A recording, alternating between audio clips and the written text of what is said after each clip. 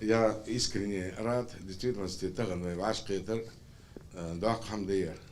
для города Сунжи, в целом для спортсменов. Я хотел бы в первую очередь поблагодарить строителей, поблагодарить Министерство строительства, спорта, кто причастен к этому доброму, хорошему делу.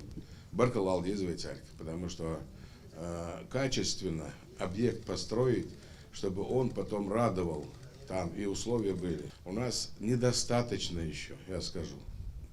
Нам нужно их строить, потому что у нас молодежи много. И то у них внутренняя энергия, они должны ее использовать в тех спортивных зданиях, сооружениях, где это нужно. Потому что вот у нас мы перечисляем чемпионов наших, дух бывающий.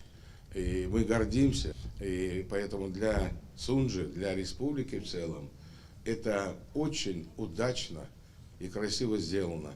И одно было, он находился, вы знаете где, в Сунже, около ДК он находился.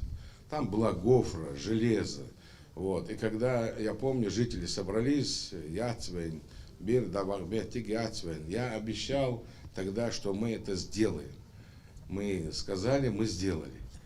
В такой же дорогой дал эту Бог. Вперед, идем. Баркалалчу.